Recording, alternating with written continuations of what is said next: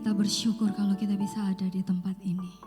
Kita adalah orang-orang pilihan Allah yang siap untuk memuji Tuhan. Seberat apapun pergumulan kita, seberat apapun beban yang Tuhan berikan dalam kehidupan kita, kita bersyukur kalau kita melihat tubuh dan darahnya masih tersedia bagi kita. Pagi hari ini kita mau siapkan hati kita yang terbaik untuk menghadap tata kasih karunia Tuhan. Kita satu di dalam doa bersama-sama. Kami sangat-sangat bersyukur Bapa. Kami menyadari betapa besarnya kasih-Mu atas kehidupan kami. Pagi hari ini kami mau bawa hati kami mau bawa hidup kami. Kami tidak mau datang dengan pergumulan kami tidak mau datang dengan keluhan kami. Kami tidak mau melihat hidup kami. Tapi di rumah Tuhan izinkan kami melihat Engkau Tuhan di dalam kedahsyatan-Mu. Karena kami percaya Tuhan, Engkau cukup bagi kami. Pengorbanan-Mu cukup di dalam kehidupan kami. Kami katakan hari ini, pagi ini Tuhan, izinkan kami mendekat ke tata kasih karunia Allah. Layakan kami, sucikan, kuduskan, tahirkan hati kami. Tidak ada dosa yang membuat kami jauh daripada Engkau. Tapi hari ini dengan kerinduan akan Engkau, kami katakan kami haus Tuhan. Kami butuh Engkau dalam hidup kami. Berkati ibadah kami, berkati setiap kami Tuhan. Roh Kudus bantu kami untuk kami bisa memuji Engkau. Bagaimana kami bisa mengagungkan Engkau. Bantu kami Roh Kudus. Karena tidak ada kedagingan, tidak ada kesombongan, tidak ada kutuk, tidak ada kuk yang akan mengikat kami. Semuanya itu kami usir di dalam nama Tuhan Yesus Kristus. Darah anak domba Allah membasuh kami. Kami siap Tuhan untuk memberi yang terbaik. Di dalam nama Yesus kami berdoa. Haleluya. Amin. Saya jemput kita semua untuk bangkit berdiri. Ada kuasa di dalam hadirat. Ada kuasa Allah pada saat kita memuji dan menyembah Tuhan. Haleluya.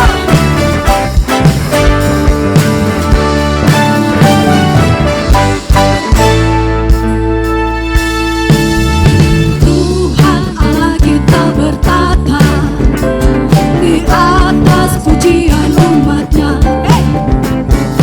Tuhan Allah kita bertata dengan iman atas pujian umat-Nya. Bila Allah hadir di tengah kita, kuasa-Nya mengalir dengan dahsyat-Nya. Ada kuasa dalam pujian, bernyanyilah segenap hati dan jiwa. Sebab ada kuasa dalam pujian yang sanggup memberikan kekuatan. Mari dengan sukacita Allah, kuasa-Nya bagi kita. Tuhan Allah kita berkata di atas pujian umat-Nya. Amin. Tuhan Allah kita berkata di atas pujian umat-Nya. Bila Allah hadir di tengah kita, kuasa-Nya mengalir dengan dahsyat-Nya. Katakan kuasa dalam pujian, bernyanyilah segenap hati dan jiwa. Sebab ada kuasa dalam pujian, katakan yang sanggup membuka pintu. Ada kuasa, sebab ada kuasa dalam pujian, bernyanyilah segenap hati dan jiwa. Sebab ada kuasa dalam pujian yang sanggup membuka pintu. Haleluya. Ibadah ini mengandung kuasa Allah. Tuhan Allah kita berkata di atas pujian umat-Nya. Amin. Tuhan Allah kita berkata di atas pujian umat-Nya. Bila Allah hadir di tengah kita,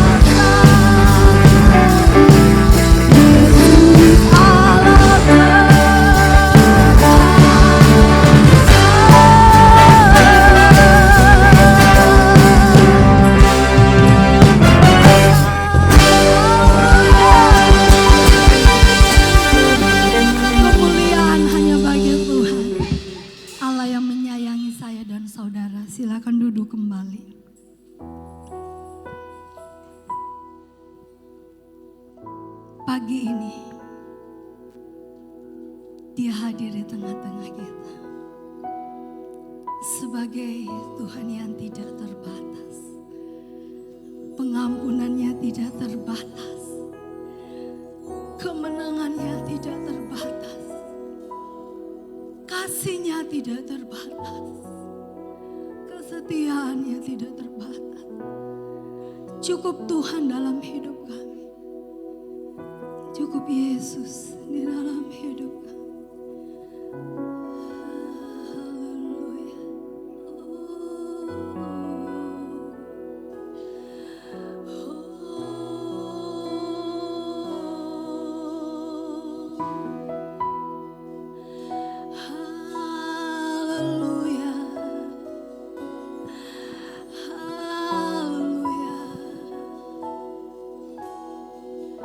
Kami datang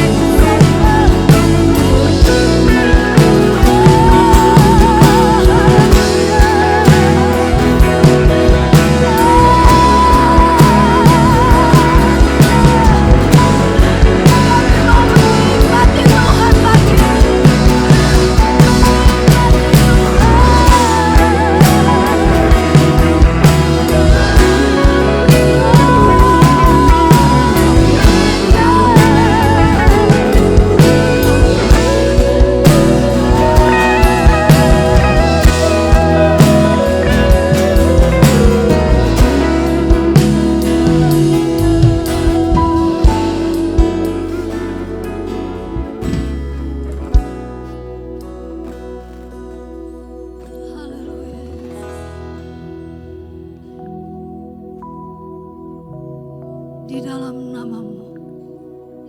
Di dalam nama di atas segala nama, banyak hal yang akan terjadi. Bukan untuk kebutuhan orang lain kami berdiri di rumah Tuhan, tapi kami katakan untuk diri kami dulu Tuhan. Kami berdiri, kami mau Tuhan bersekutu dengan Engkau. Terima kasih Tuhan. Dalam nama Yesus ku dapatkan kemenanganku. Dalam nama Yesus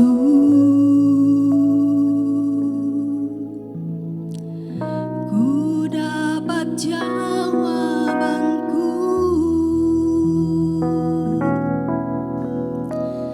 Dalam nama Yesus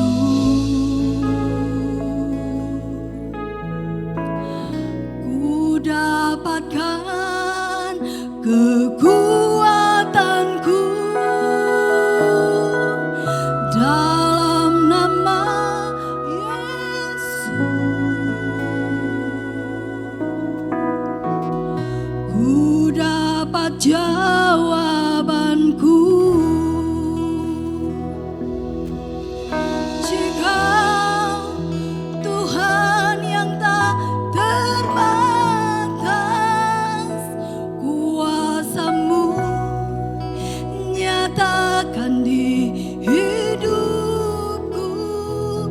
Dalam Yesus pasti ada mujizat, anugerah-Mu terjadi bagiku.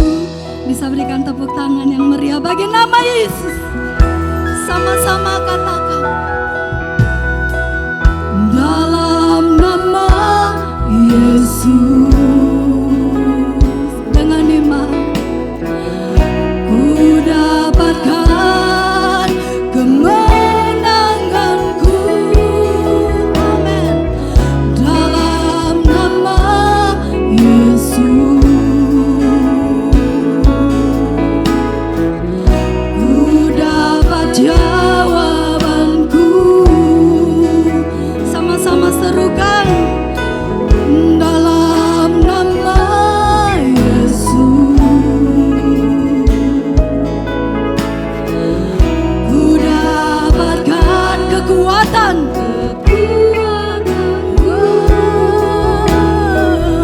Dalam nama Yesus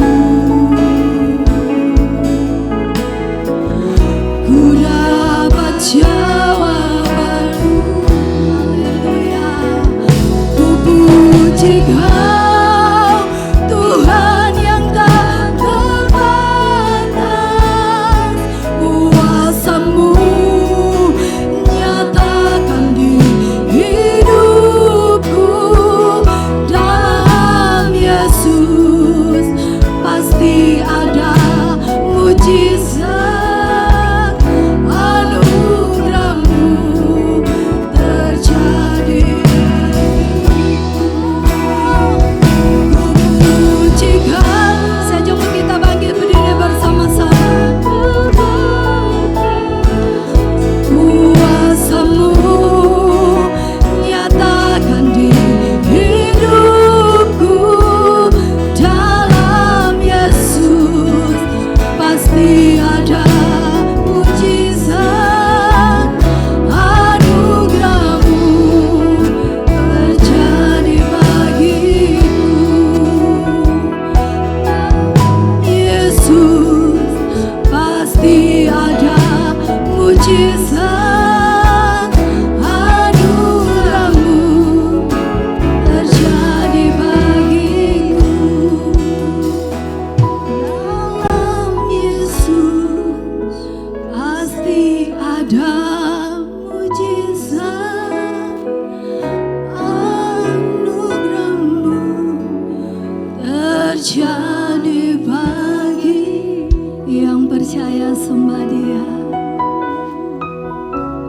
mengalir anugerahnya bagimu, mengalir pengampunan kasihnya bagimu. Dengan ucapan syukur katakan, kami terima, kami terima, kami terima.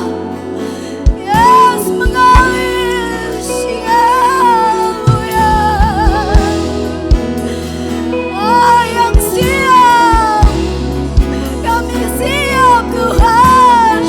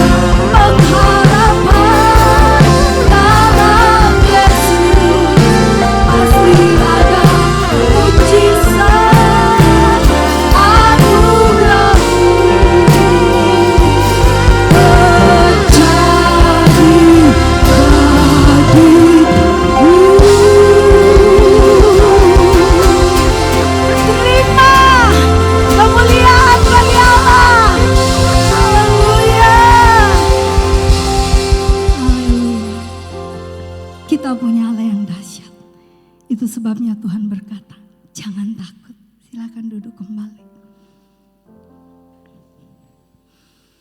Korban persembahan untuk pekerjaan Tuhan.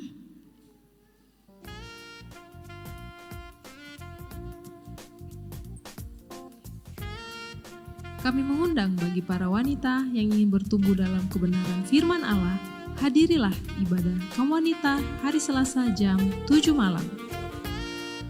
Hadirilah dan alami lawatan Tuhan dalam ibadah pujian dan penyembahan yang diadakan setiap hari Jumat jam 7 malam. Dan khusus untuk kalian anak-anak muda, mari ajak saudara dan teman-teman kalian untuk bergabung bersama kami di ibadah Prime Youth setiap hari Sabtu jam 7 malam.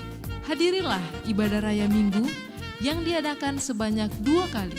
Ibadah raya pertama pada pukul 9 pagi dan ibadah raya kedua pada pukul 6 sore. Petra Kids diadakan setiap hari Minggu pada pukul 9 pagi, bertempat di ruangan sekolah minggu. Gereja ini memiliki kelompok sel yang bernama Klik.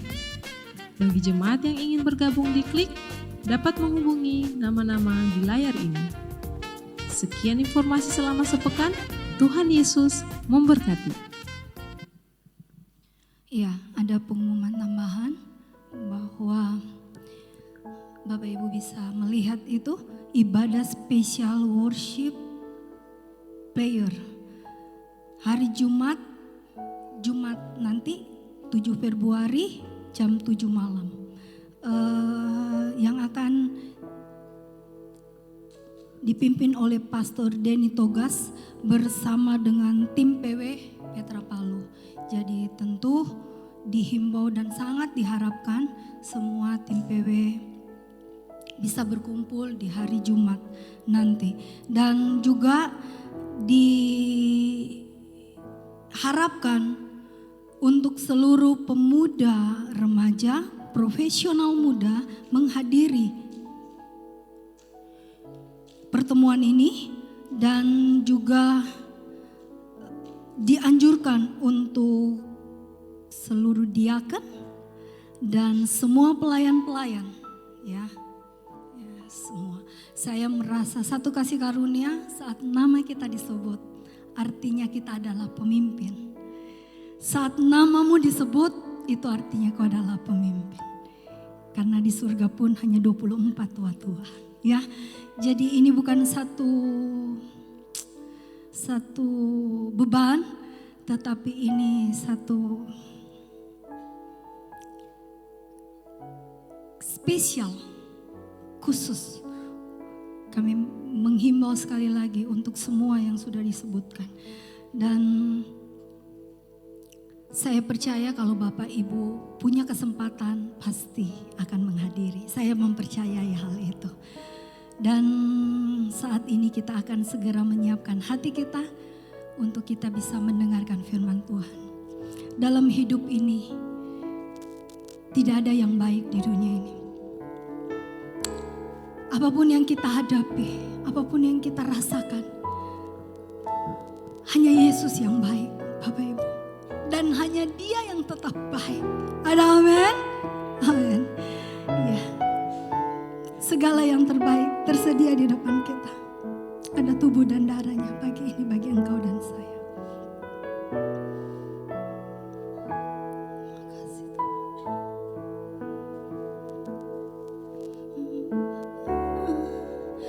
Segala yang baik,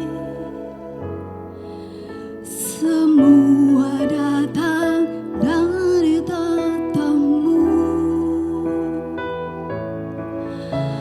Allah Bapa, Putra dan Roh Kudus. Ku mengasihimu. Bisa bersama? Bapa, segala yang baik, semua datang dari tatamu, Allah Bapa, Putra dan Roh Kudus. Katakan, ku mengasihimu.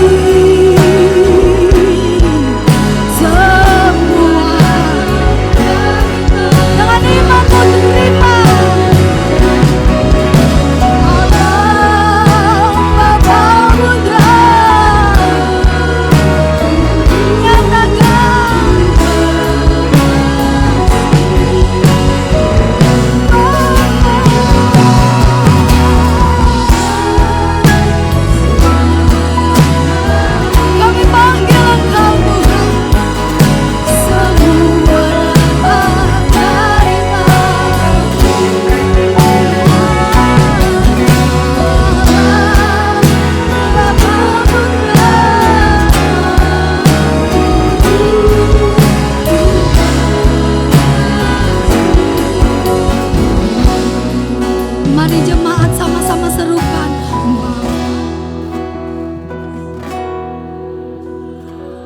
Yang baik, semua datang dari tatamu. Allah, Bapa, Putra, dan Roh Kudus, ku mengasihimu.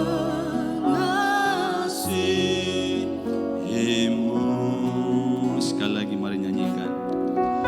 Bapa, segala yang baik, semua datang dari tatamu. Allah, Bapa, Putra, dan Roh Kudus, ku mengasihimu.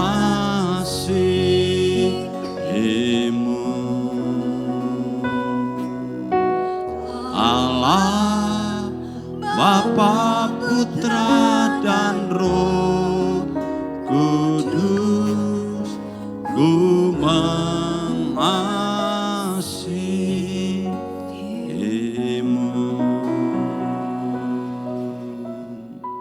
Benar Tuhan, segala yang baik sumbernya daripada Tuhan. Bapa, Putra, dan Roh Kudus, Allah Tritunggal. Allah yang mengasihi kami, menyatakan pribadi-Mu dalam kehidupan kami, orang yang mengasihi Engkau. Pagi hari ini kami ada di rumah-Mu, di hadirat-Mu Tuhan. Kami tidak sedang membawa masalah kami. Kami tidak sedang membawa pergumulan-pergumulan kami kepada Tuhan. Kami rindu Tuhan sebab Engkau adalah Bapa kami yang telah mengasihi dan menebus kami. Kami rindu membangun hubungan yang indah dengan Engkau, sehingga hidup kami senantiasa selaras dengan kehendak-Mu. Terima kasih, saat ini kami siapkan hati kami untuk ditaburi oleh firman-Mu. Berbicaralah bagi setiap kami. Kami anak-anak-Mu siap mendengarkannya. Dalam nama Yesus, setiap kita bersama katakan amin. Beri kemuliaan yang terbaik buat Tuhan Yesus. Silakan duduk kembali, Bapak, Ibu, Saudara yang dikasihi Tuhan. Shalom, selamat pagi, apa kabar saudara? Ya, dahsyat luar biasa ya, di bulan Februari, di minggu yang pertama, oleh anugerah Tuhan kita masih boleh sehat dan kuat. Puji Tuhan ya. Judul firman Tuhan pagi hari ini adalah taat dan hormat kepada orang tua. Nah, saudara, mungkin saudara berpikir sepertinya lain khotbah hari ini. Sepertinya berbeda. Nah, penting, saya mau katakan begini saudara, penting untuk kita memahami kebenaran itu secara menyeluruh, saudara. Kebenaran tidak berbicara separuh-separuh, sepenggal-sepenggal, tidak. Kebenaran yang Alkitab nyatakan itu adalah kebenaran yang menyeluruh, yang mengubahkan hidup kita. Bukan hanya sampai di kognitif kita, sampai di pemahaman kita, kita mengerti. Tetapi tidak berdampak di dalam hidup. Orang kemudian akan mencela iman kita. Benar ya? Saudara, kebenaran itu harus dipahami secara menyeluruh, seutuhnya, dan kita bisa menghidupinya. Saudaraku, kenapa saya ambil tema ini, taat dan hormat kepada orang tua. Ini bukan doktrin Kristen loh, Mak. Ya, maksudnya begini, di dalam Alkitab kita ini, saudara, itu bisa dibagi dua hal. Yang pertama doktrin atau ajaran, yang kedua aplikasi atau cara melakukan. Dua hal itu nyata di dalam Alkitab kita. Jadi seluruh Alkitab itu isinya mengerti, lakukan, pahami, kerjakan. Ya untuk apa kita memahami seluruh isi Alkitab, tetapi tidak ada satupun yang kita kerjakan? Nggak bisa. Nah, makanya di sana saya ambil ayatnya dari Efesus 6 ayat 1 sampai 3 berkata begini, hai anak-anak, di sini ada yang tiba-tiba muncul langsung berkumis? Nggak ada. Kita semua adalah anak. Saya pun walaupun saya adalah orang tua dari anak-anak saya juga masih anak. Kenapa? Karena saya masih punya orang tua. Ya, papa saya meninggal tahun 2009, 30 Agustus 2009, dan mama saya hari ini masih ada umur 83 tahun. Sudah cukup renta ya bagi seorang orang yang sudah umur 83, puji Tuhan ya beberapa hari ini dalam keadaan kurang sehat. Nah, saudara dikatakan, hai anak-anak, apa perintahnya di sana? Taatilah orang tuamu di dalam Tuhan. Perhatikan sana kata di dalam Tuhan. Saya sering katakan, kata di dalam Tuhan, di dalam Yesus, di dalam Kristus Tuhan itu ada begitu banyak kita jumpai di dalam ayat-ayat perjanjian baru. Ya, lalu saya katakan ada 137 kata dalam Tuhan, dalam Kristus, dalam Yesus Kristus. Itu 137 kali. Nah, di sana dikatakan, hai anak-anak, taatilah orang tuamu di dalam Tuhan. Perhatikan, di dalam Tuhan. Karena apa? Haruslah demikian. Jawabannya apa? Itu kewajiban, itu satu keharusan. Harusnya taat. Tetapi saya mau katakan kepada saudara, ketaatan dan hormat itu dua sisi yang berbeda. Ya, saudara harus bisa bedakan. Ketaatan dan hormat itu dua sisi yang berbeda. Kalau di dalam versi Kolose dikatakan, hai anak-anak, taatilah orang tuamu dalam segala hal. Apakah kita perlu taat kepada orang tua kita dalam segala hal? Tidak. Ya. Orang tua tetaplah manusia biasa. Dia bisa berbuat salah. Orang tua tetaplah manusia yang rentan dengan kekeliruan. Dia bisa membuat satu perintah yang salah. Ya, kalau orang tua suruh kita menikah dengan beda agama, apakah harus ditaati? Kan tidak.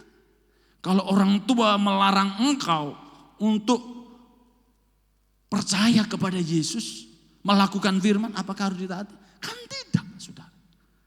Jadi ketaatan kepada orang tua itu ada batasnya, ada limitnya. Tidak boleh disamakan kepada ketaatan kita kepada Tuhan atau kepada otoritas firman Tuhan. Termasuk kepada hamba Tuhan, saudara nggak boleh taat 100% loh. Ya, saya sebagai seorang hamba Tuhan katakan, saudara tidak boleh taat 100% kepada manusia. Karena manusia bisa salah.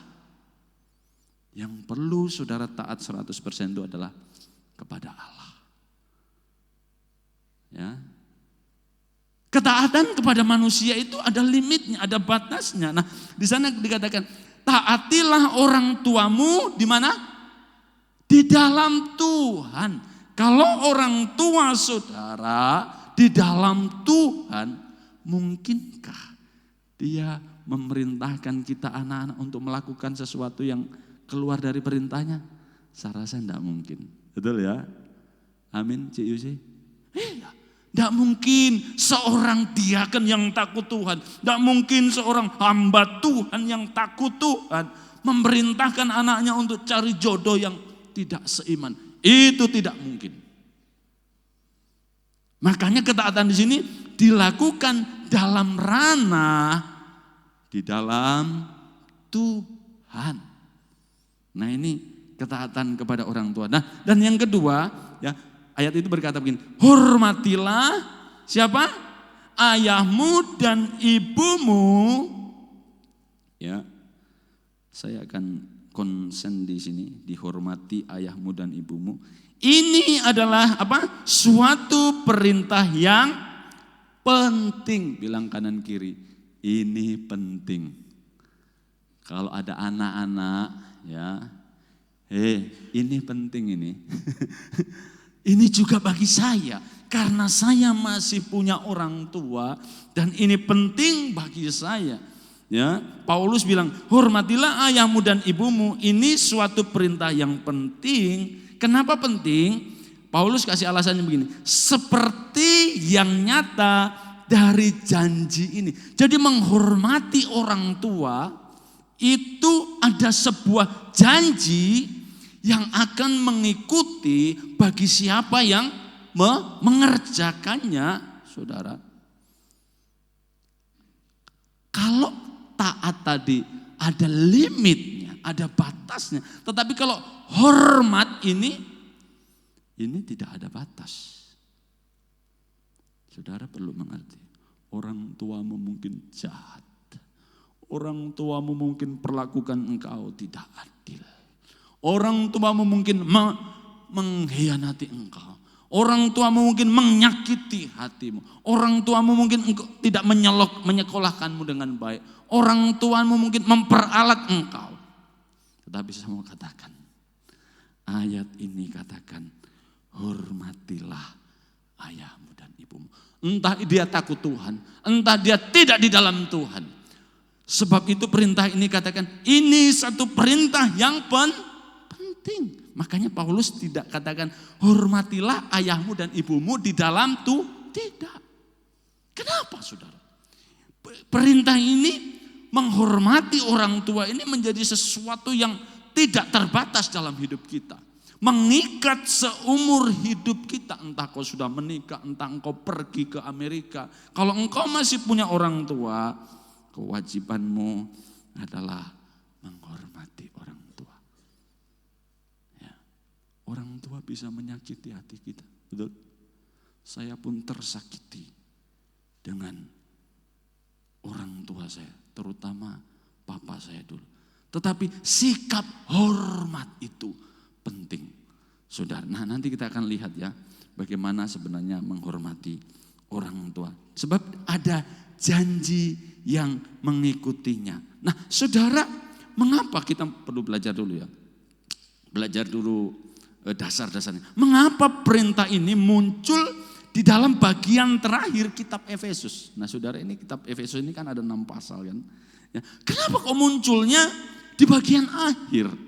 Ya, kenapa Paulus kok tidak ujuk-ujuk waktu ayat pertama langsung katakan, hai anak-anak, taatilah orang tua, hormatilah orang tua. Tidak. Tetapi di bagian akhir perintah ini baru muncul, itu kita perlu belajar di sana. Kenapa? Nah, di dalam kitab Efesus, kalau kita belajar di sana, Efesus 1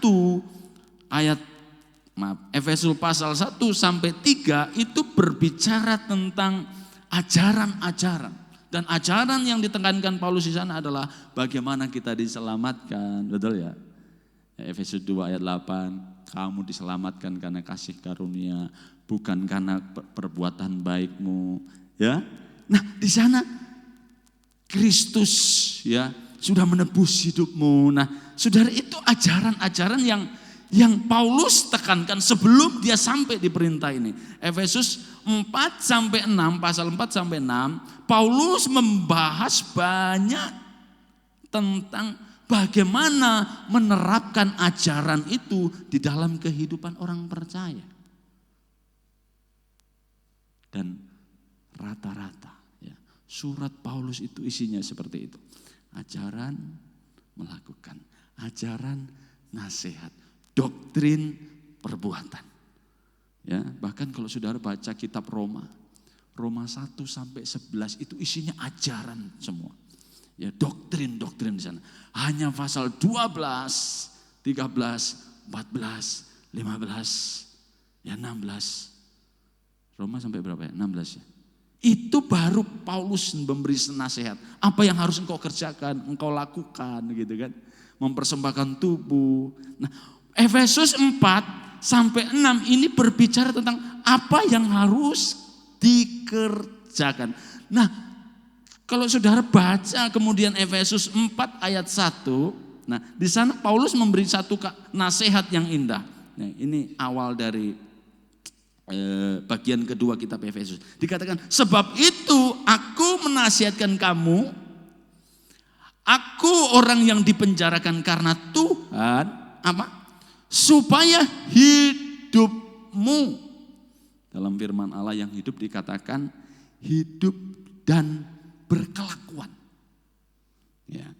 Supaya hidupmu sebagai orang-orang yang telah dipanggil, orang-orang yang telah diselamatkan, orang-orang yang telah menerima Kristus, hidup berpadanan, ya, melakukan sesuai dengan apa yang dipercayai.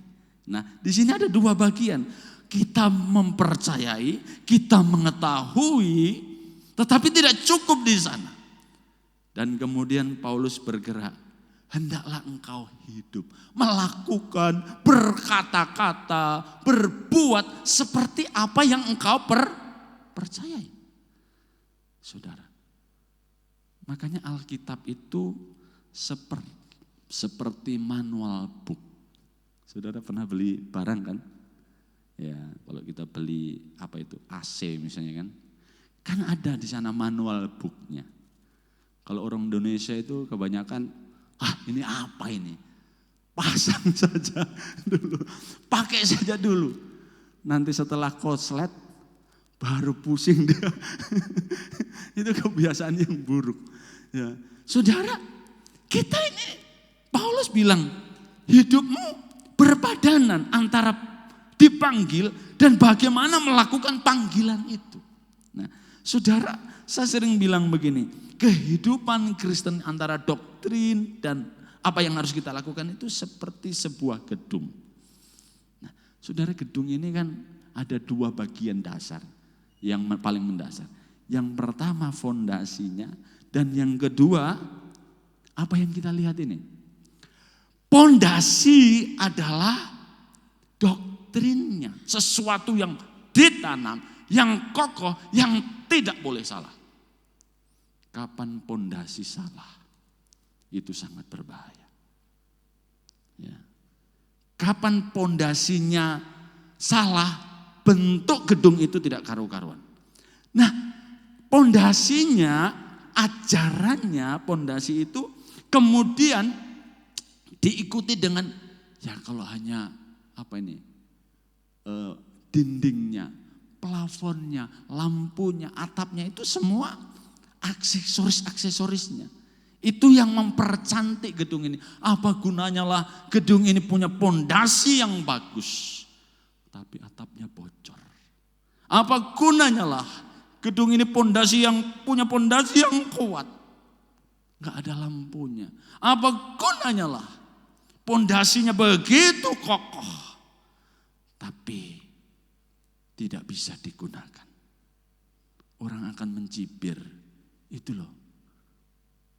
Nah, sering kita terjebak di sini. Yang kita perkokoh pondasi. Kita tidak pernah ya mengupayakan bagaimana pondasi iman saya ini bisa menjadi satu bangunan yang utuh, lengkap, sehingga bisa menarik, sehingga bisa kelihatan hidup, bisa memberkati orang. Nah, saudara, gedung coba bayangkan kalau hanya pondasi, walaupun pondasi itu kokoh, kalau tidak ada hal-hal yang saya sebutkan itu, ya apa gunanya? Tetapi juga tidak bisa begini, yang penting gedung itu aksesorisnya, pondasinya sembarangan. Saudara berani tinggal di gedung yang begitu?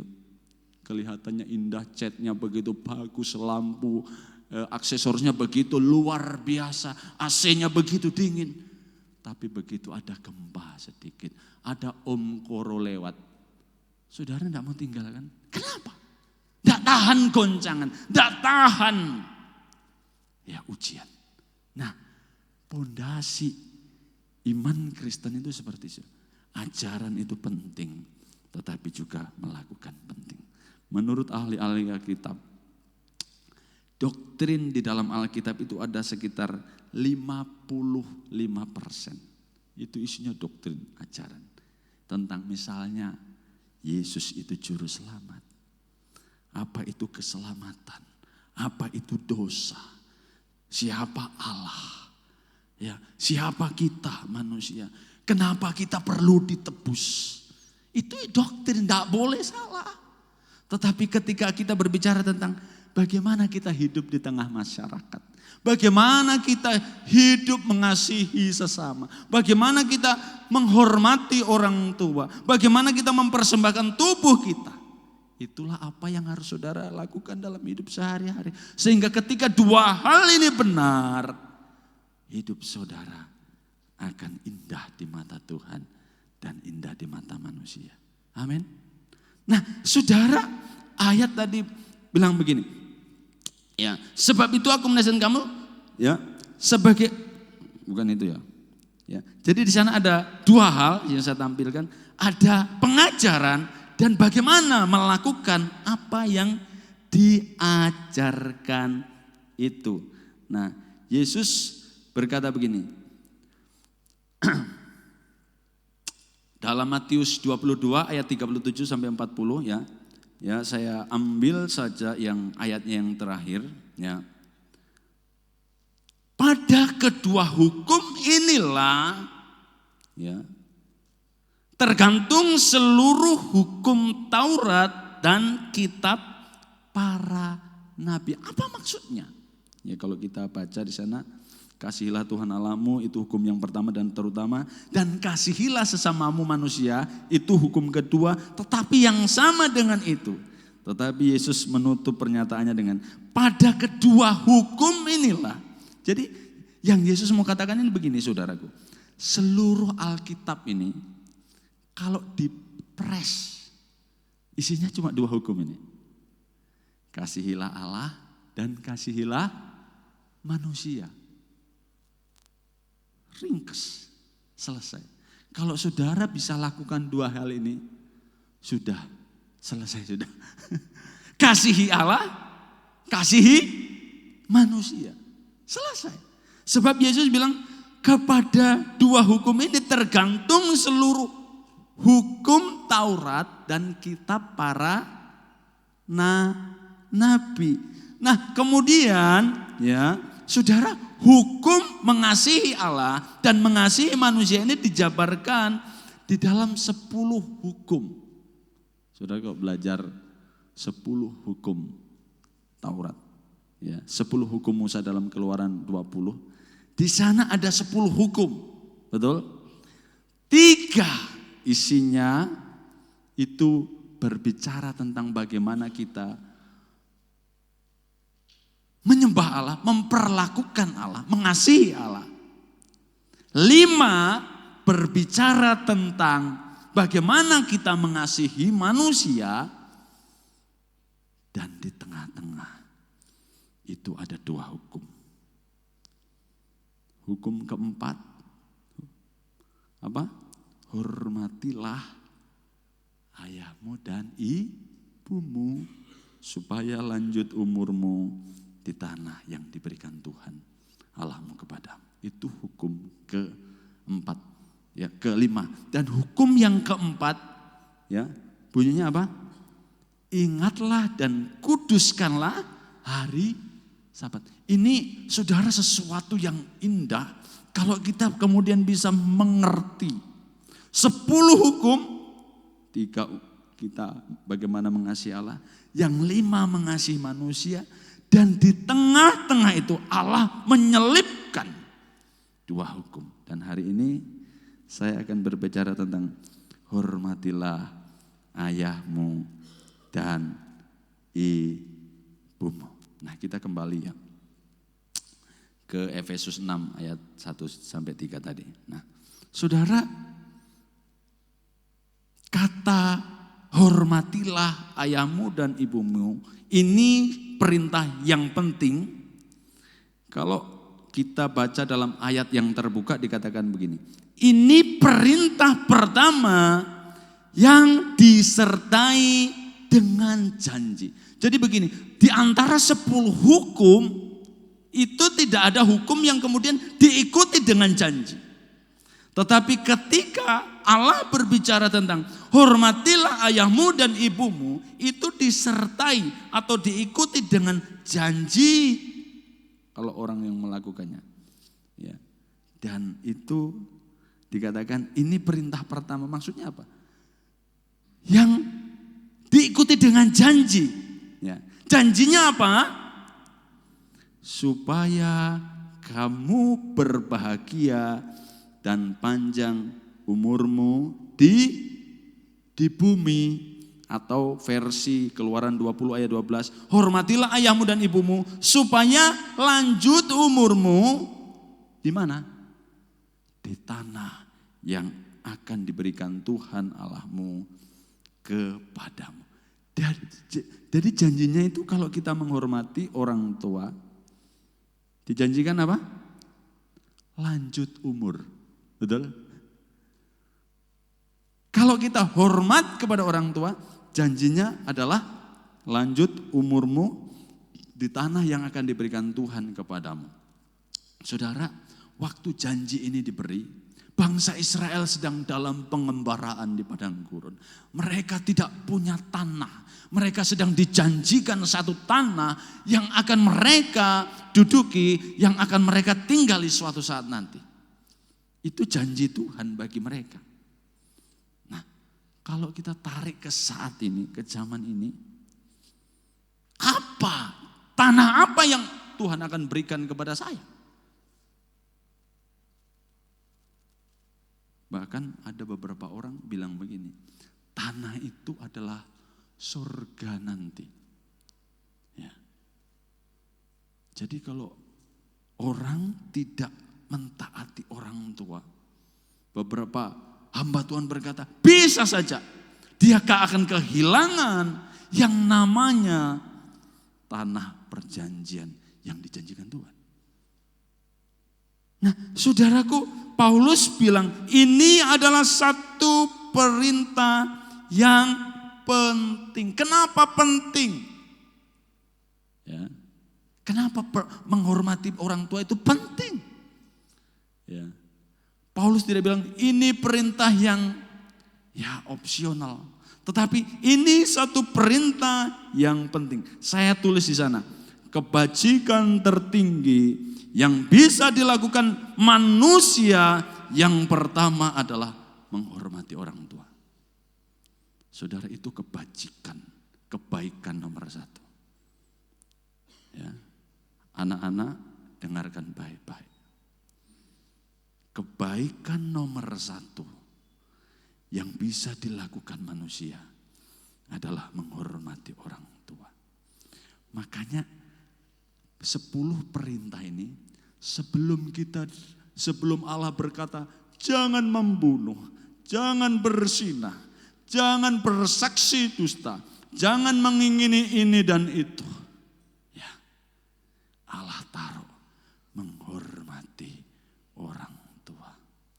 Saudara, begini, kalau kita baik kepada semua orang, ada di sini yang begitu?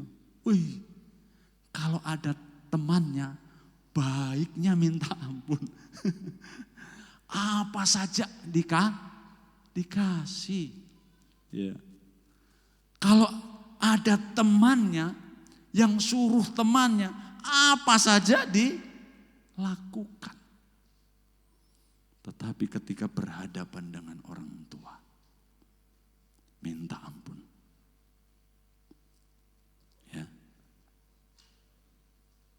Saudara, kebajikan tertinggi yang bisa dilakukan manusia, yang pertama adalah menghormati orang tua. Omong kosonglah kita. Kalau kita baik kepada semua orang, murah hati kepada semua orang, tetapi kepada orang tua begitu pelit. Ada di sini sama orang tua pelitnya minta ampun? Hah? Hitung-hitungan? Ada? Mari kita belajar untuk menghormati orang tua. Karena ini satu perintah yang penting. Jangan sampai kita ini kelihatan rohani. Jangan sampai kita ini kelihatan murah hati. Kelihatan baik. kepada semua orang, tetapi kepada orang tua begitu menyakitkan. Saudara, ajar anak-anak kita. Anak-anak saya juga saya ajar. Ya. Setiap bulan, kalau saya paling tidak sebulan nelpon, itu sebenarnya sudah kurang sekali. Harusnya paling tidak minimal 1 minggu sekali. Ya, karena mama saya kan enggak tahu Android sudah. Mama saya sudah 83 tahun. Kadang saya perlu telepon kakak saya, ya. Waktu bicara, ngobrol apa saja, ya. Kadang anak-anak saya, bicara ini sama neneknya ini. Ajari. Bicara mereka, janganlah. Kan anak-anak kan enggak nyaman, betul ya? Enggak nyambung. Sana ngomong apa, sini ngomong apa. Di sini ngomongnya game. Di sana ngomongnya apa, penyakit, mana nyambung. Tapi ajar mereka untuk menghormati orang tua. Ya. Orang tua itu perlu apa sih? Perlu uangmu? Saudara, begini-begini saudara. Miskin-miskin gini, saya harus usahakan untuk kirim memberkati orang tua. Walaupun saudara, saya biasa kaget. Loh mak, uang yang saya kirim itu untuk apa? Disimpan. Kalau kita ke sana baru dikasih ulang sama cucunya. Saya bilang, alamak. Saudara, coba orang tua itu perlu apa? Makan juga tidak enak. Betul ya? Saudara mau bawakan apa? Bawakan kue yang paling enak, makanan yang paling enak sekalipun. Mereka makanannya sepotong. Tetapi perhatian, kasih, ajak mereka bicara. Ya. Kunjungan itu penting sekali bagi orang-orang tua. Apalagi kalau mereka sudah rentan. Ya. Menghormati orang tua bukan hanya berbicara sikap kita. Ya, kita kadang bicara sama orang tua manis. Ya, kita lewat di depannya tabe. Kita tidak pernah berkata kasar. Tetapi menghormati orang tua juga adalah bagaimana kita bisa menopang mereka pada saat mereka lemah. Pada saat mereka lemah, mau tidak kita menerima dia? Pada saat mereka lemah, mau tidak kita merawat mereka? Ini orang tua. Saudara kalau sudah tua ya butuh anak-anak untuk menopangnya. Jangan sampai saudara bilang begini, mama ayo kita ke panti jompo. Ada yang rencanakan begitu? Jahat sekali itu. Ya, jahat. Kalau saudara sedang merencanakan orang tuamu bawa ke panti jompo, jangan sampai pernah itu terucap dalam mulutmu. Ya. Sehingga anak kita nanti kalau kita sudah tua, apa mereka bilang? Ayo papa, saya antar juga ke panti jompo. Mau? Saudara, menghormati orang tua bukan hanya sikap kita, tetapi bagaimana kita memperlakukan mereka saat mereka lemah. Dan hanya kitalah topangan hidup kita. Saudara, Paulus ini disebut sebagai perintah yang penting. Ya, bilang kanan kiri, bro, ini penting. Sis, ini penting. Saudara, contoh yang paling indah adalah Tuhan Yesus sendiri. Yesus Tuhan kita 33 tahun di rumah.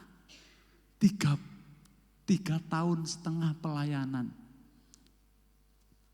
30 tahun tinggal di dalam rumah. Ngapain di dalam rumah? Yesus tidak buru-buru. Saya mau cepat-cepat jadi hamba Tuhan. Saya mau cepat-cepat melayani. Tidak begitu. Yesus 30 tahun tinggal di dalam rumah. Dia menopang rumah tangga Ibu Maria. Dia menopang keluarga itu Karena Yesus adalah tulang punggung bagi keluarga. Ya. Papanya waktu masih muda kemungkinan ya Yesus itu sudah ditinggal Yusuf ya. Mati, sehingga kalau kita jumpai Yusuf tidak pernah disebutkan di dalam teks-teks Alkitab ya, betul ya. Waktu di Kana perjamuan ya, Maria lah yang hadir. Budaya Yahudi itu lebih mengutamakan pria, tetapi pada perjamuan kawin itu Maria yang datang ya. Sehingga banyak orang berkesimpulan mungkin orang tua Papa Tuhan Yesus Yusuf itu meninggal ketika Yesus masih muda, dan Yesus tinggal di rumahnya untuk menopang ekonomi keluarga. Jadi apa dia? Jadi apa? Jadi tukang kayu, saudara. Yesus itu bukan hanya anak tukang kayu, tetapi dia juga tukang kayu yang menopang perekonomian rumah tangganya. Sehingga dia bisa berkata begini, marilah kepadaku semua yang letih lesu dan berbeban berat, ya, aku akan memberikan kelegaan kepadamu. Kuk yang kupasang. Kuk itu apa sih? Itu loh anunya kerbau itu. Kuk yang kupasang. Yesus itu spesialisnya buat kuk. Profesional dalam bekerja. Membuat kuk. Ya, jadi saudara, contoh yang paling nyata adalah Tuhan Yesus sendiri. Nah, makanya menghormati orang tua menjadi satu perintah yang penting, karena ini ya merupakan kebajikan tertinggi yang bisa dilakukan oleh manusia. Melebihi pelayananmu di tempat ini, melebihi engkau berdiri di atas mimbar, melebihi engkau main musik, melebihi engkau jadi singer atau apapun. Yang kedua, mengapa perintah ini menjadi perintah yang penting? Karena perintah ini adalah urat nadi peradaban manusia. Roma 12 ayat 10 bilang begini, hendaklah kamu saling mengasihi sebagai saudara dan saling mendahului dalam memberi hormat. Saudara, jangan kita ini orang gila hormat. Ada yang gila hormat ini? Ya, kadang kita ini gila hormat. Kalau ada orang tidak hormati kita kemudian, wah, itu tadi kayaknya dia sakit hati sama saya. Gila hormat. Ya. Kadang kalau kita lupanya atau apa, kita sudah sakit hati duluan. Nah, saudara, mengapa ini perintah menjadi perintah yang penting? Karena perintah ini menjadi urat nadi kehidupan di dalam membangun satu hubungan. Ya. Saya tulis di sana, mengapa banyak kekacauan di dunia ini? Bukankah datangnya dari kurangnya rasa hormat? Dan itu dimulai dari cara kita menghormati orang tua. Ketika anak-anak tidak pernah diajarkan untuk menghormati orang tua di rumah. Kalau orang yang paling utama, sesama yang paling utama di antara kita ini siapa sih? Sesama saya. Yang paling utama dari semua manusia itu ya orang tua saya. Itu sesama yang paling utama. Kalau orang yang paling utama saja tidak dihormati, mungkinkah dia bisa menghormati orang lain? Tidak mungkin. Kenapa banyak kekacauan terjadi di dunia ini? Tidak adanya rasa hormat. Kenapa Rusia bisa menyerang Ukraina? Tidak ada rasa hormat. Wilayah orang mau diambil. Bukankah itu tidak hormat? Kenapa banyak perselingkuhan terjadi? Tidak ada rasa hormat terhadap perkawinan. Istrinya orang mau diambil. Suaminya orang mau diambil. Tidak ada rasa hormat. Kenapa banyak korupsi terjadi? Tidak ada rasa hormat. Uangnya orang dia embat. Kenapa banyak gereja pecah? Tidak ada rasa hormat. Dan rasa hormat itu dimulai dari yang paling utama tadi. Menghormati orang tua. Itu sesama yang paling utama dari kehidupan ini. Ya, yang kedua. Dan mengapa perintah ini penting? Ya. Karena menghormati orang tua ini saudara, itu menggambarkan hubungan kita dengan Allah. Miniatur hubungan kita dengan Allah itu tergambar dari hubungan kita dengan orang tua.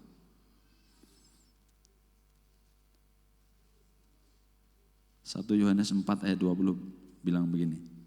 Jikalau seseorang berkata, aku mengasihi Allah dan ia membenci saudaranya. Saudaranya yang paling utama siapa tadi? Orang tua. Ya. Maka ia adalah pendusta.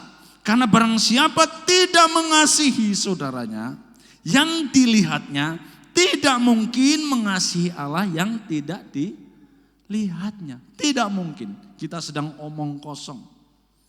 Ya, kita berkata, aku mengasihi engkau Tuhan. Aku memuji engkau Tuhan. Aku mengangkat tangan bagi engkau Tuhan. Tetapi ketika kita tidak ada rasa hormat kepada orang tua, itu kita sedang omong kosong saudara. Karena ini miniatur, gambaran dari hubungan kita dengan Allah. Sehingga Tuhan Yesus berkata, apabila ya ada sesuatu di hati saudaramu, ya ketika engkau hendak mempersembahkan korban, berdamai dahulu, gitu kan? Nah, saudara yang paling utama ya orang tua tadi itu. Ya.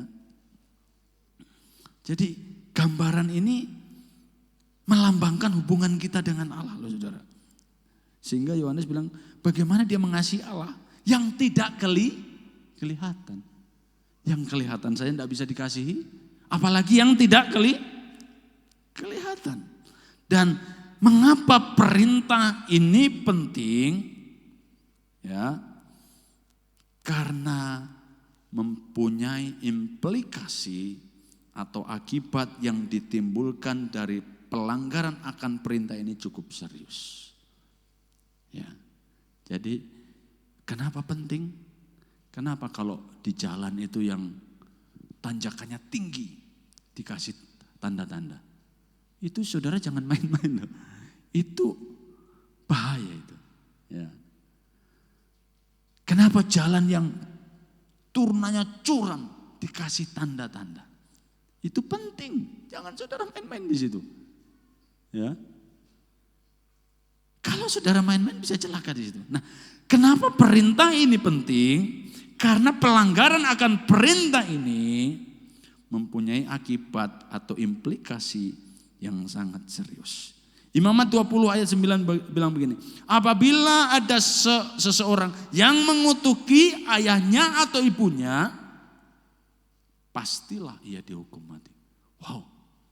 Saudara, pelanggaran terhadap perintah ini itu sama nilainya, sama akibatnya terhadap pelanggaran menghujat Allah. Ya, orang Israel kalau menghujat Allah dihukum mati. Ya. Amsal 20 ayat 20. Siapa yang mengutuki ayah atau ibunya, pelitanya akan padam pada waktu gelap. Artinya apa? Tidak punya petunjuk dalam menjalani kehidupan. Mau? Pelitanya yang harusnya menyala pada waktu gelap. Tetapi siapa yang mengutuki ayahnya ibunya, apa yang diharapkan menjadi petunjuk, itu malah mati. Apa yang diharapkan menjadi obor, itu mati.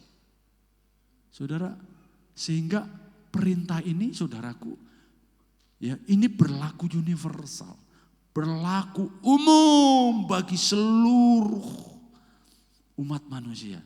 Sehingga kita bisa melihat dalam kebudayaan kita yang walaupun bukan Kristen mempunyai pandangan ini kan, betul kan? Kalau ada orang Muslim misalnya berkata apa? Surga di bawah telapak kaki ibu. Kemudian kita cari mana ini surganya di situ. Ya. Maksudnya apa itu orang Muslim berkata surga di bawah telapak kaki ibu? Artinya hormatilah orang tuamu. Itu bagi pandangan orang Muslim. Ya. Kalau bagi orang Konfusianisme, orang Tionghoa, orang Cina sana, jangan kita jadi anak yang apa? Puthao.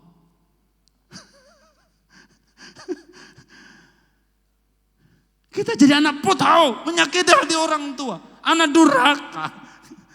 Saudara, ya. Sehingga dikatakan pelitanya akan padam pada waktu gelap. Dalam bisnis tidak punya petunjuk. Betul? Dalam pekerjaan tidak punya petunjuk. Ya. Masa depannya tidak jelas. Kenapa? Berawal dari sini. Siapa mengutuki ayah ibunya, pelitanya akan padam pada waktu gelap. Bahkan Amsal 30 ayat 17, mata yang mengolok-ngolok ayah dan enggan mendengarkan ibu akan dipatuk gagak lembah dan dimakan anak raja wali. Wow. Saudara, perintah ini penting karena pelanggaran akan perintah ini akibatnya begitu serius. Ya, saya tidak sedang mengintimidasi saudara. Ya. Sebagai orang yang telah menerima Kristus. Ya. Mari kita mengerti apa yang kita pahami. Kristus sudah menebus hidup kita. Kristus sudah menyelamatkan kita. Kristus telah mengasihi kita, telah mengampuni kita. Mari itu nyatakan di dalam hubunganmu dengan orang tua. Ya, kalau hari ini ada orang yang mungkin hubungan dengan orang tuanya kurang baik, tidak baik, mari baharui kembali. Masa depanmu ditentukan dengan caramu menghormati orang tua. Dan saya banyak melihat orang yang menghormati orang tua. Orang yang begitu mengasihi orang tua. Orang yang memperlakukan orang tuanya dengan begitu baik. Saya banyak melihat orang itu menjadi orang yang baik di masyarakat. Diberkati Tuhan. Memuliakan Tuhan.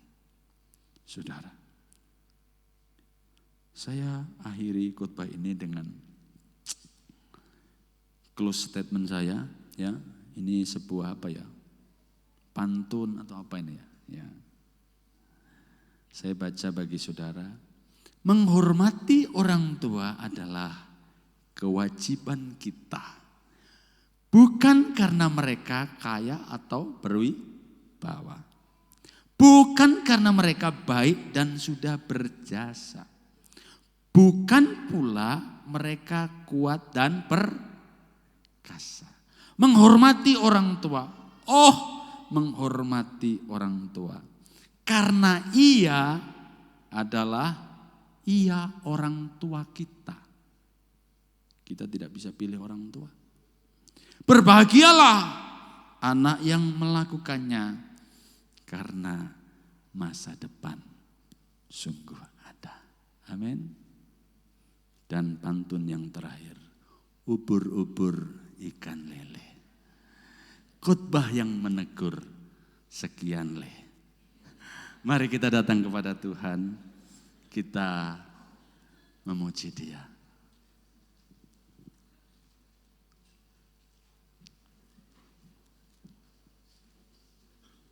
Mari bawa hidupmu kepada Tuhan. Mari kita bangkit berdiri.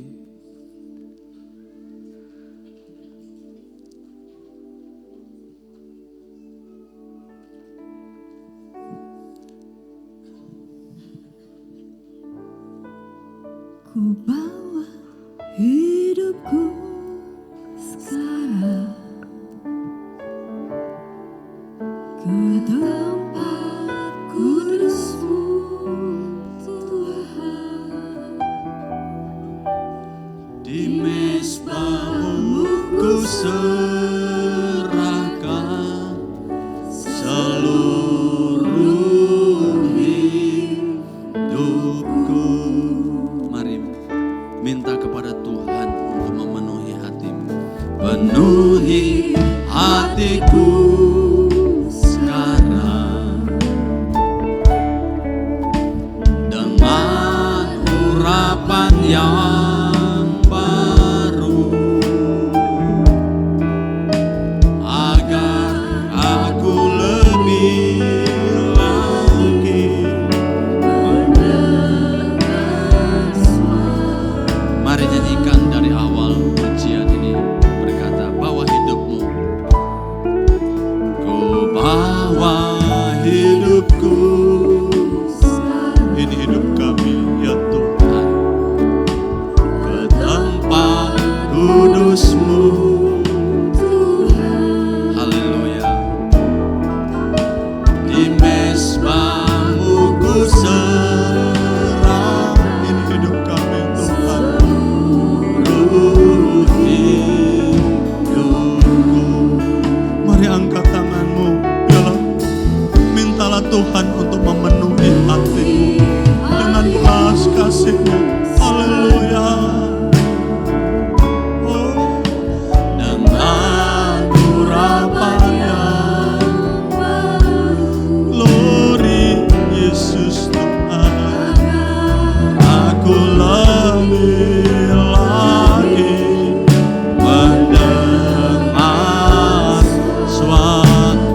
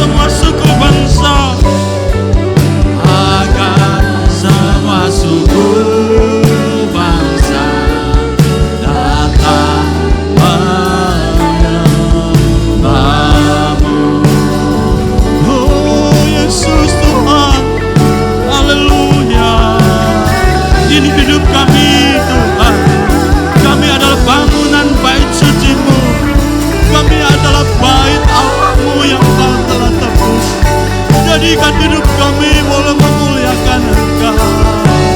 Lawat kami, jamah kami.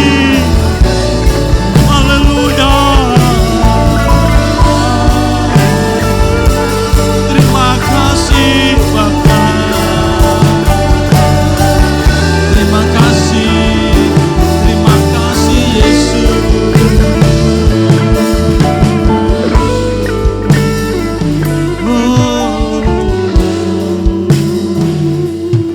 Terima kasih Tuhan. Mari angkat tanganmu di hadapan Tuhan. Saat ini mungkin engkau teringat akan orang tuamu. Kalau mereka masih ada, mereka masih hidup. Mari beri penghormatan yang terbaik buat orang tuamu. Kalau hari ini engkau mungkin telah menyakiti hati orang tuamu begitu pedih, mari datanglah. Minta ampun kepada orang tua. Biarlah kasih Allah terlebih dahulu menjamah hatimu. Terima kasih Tuhan. Terima kasih. Terima kasih Yesus, pulihkan setiap kami. Ampunkan kami. Kalau selama ini mungkin kami kurang menghormati orang tua kami.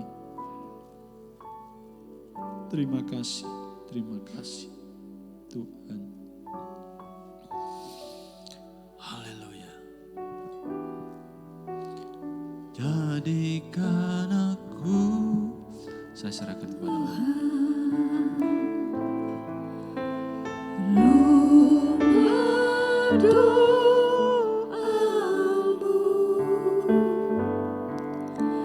Agar semua suku bangsa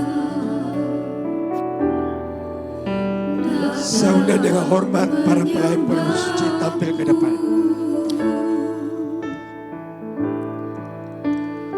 Jadikan aku Tuhan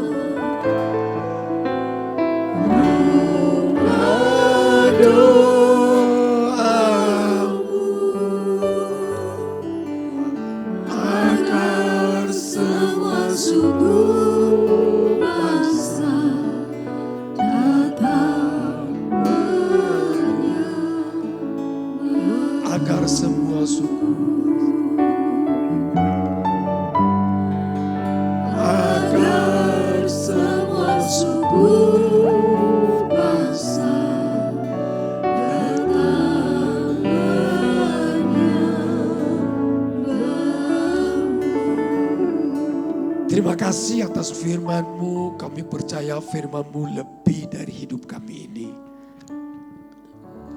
Terlebih pada siang hari ini, di hadapan kami tersedia roti dan anggur. Ini sungguh-sungguh adalah tubuh dan darah-Mu yang sudah Kau perbuat 2025 tahun yang lalu. Kuduskan dengan darah-Mu, kuduskan kami semua dengan darah-Mu Tuhan. Agar kami dapat layak menyambut tubuh dan darah-Mu. Agar hidup kekal bersama-sama Engkau di dalam kerajaan-Mu. Kami mau sambut tubuh dan darah-Mu di dalam nama Tuhan Yesus Kristus. Yang percaya katakan amin. Silakan duduk. Dengan darah-Mu Kau tebus dosa. Benar Tuhan. Inilah kami. Nyawa-Mu Kau tukar Yes.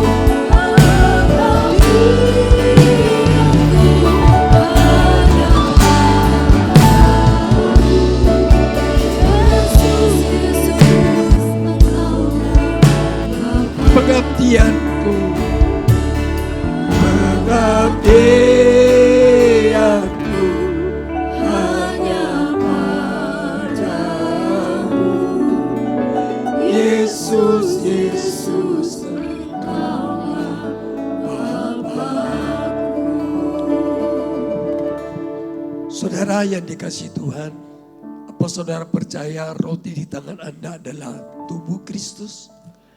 Mari kita mau angkat di atas kepala kita. Dan kita mau dengarkan firman Tuhan. Demikian bunyi firman Tuhan. Sebab apa yang telah kuteruskan kepadamu telah aku terima dari Tuhan. Yaitu bahwa Tuhan Yesus pada malam waktu dia diserahkan, mengambil roti. Dan sesudah itu dia mengucap syukur atasnya. Dia memecahkannya dan berkata, inilah tubuhku yang diserahkan bagi kamu. Perbuatlah ini menjadi peringatan akan daku. Apa saudara percaya? Sungguh-sungguh percaya. Mari kita mau makan dalam nama Tuhan Yesus.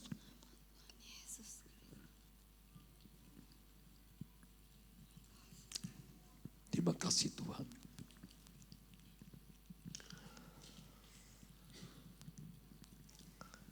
Mari kita mau angkat cawan di atas kepala kita.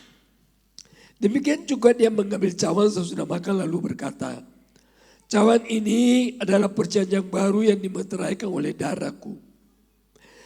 Perbuatlah ini setiap kali kamu meminumnya menjadi peringatan akan aku. Sebab setiap kali kamu makan roti ini dan minum cawan ini, kamu memberitakan kematian Tuhan sampai dia datang. Apa saudara percaya? Sungguh-sungguh percaya. Mari kita mau minum dalam nama Tuhan Yesus.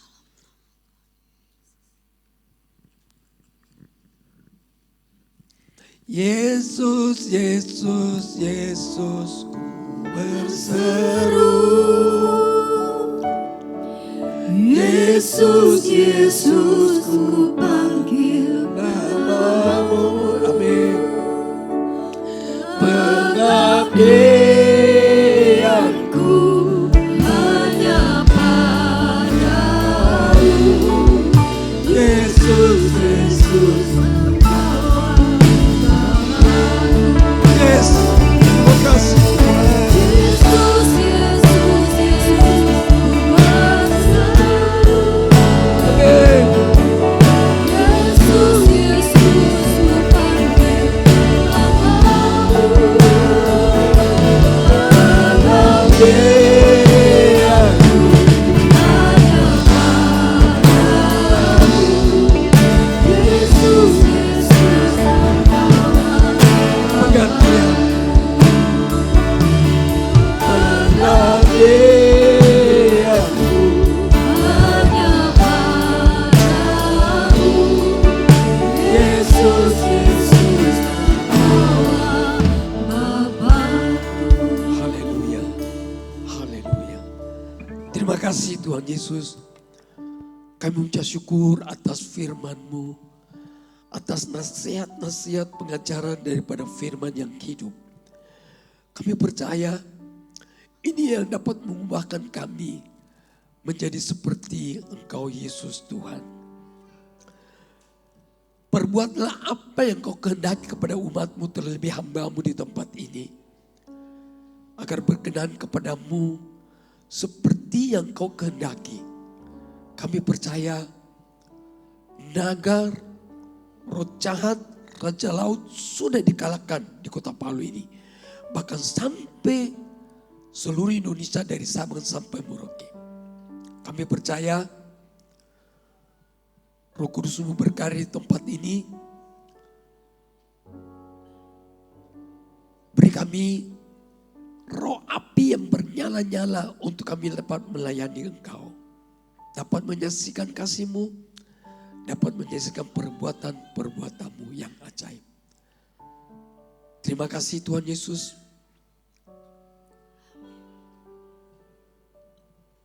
Pulanglah saudaraku dengan selamat berkat cinta kasih persekutuan daripada Allah Bapa dan Putra dan Roh Kudus.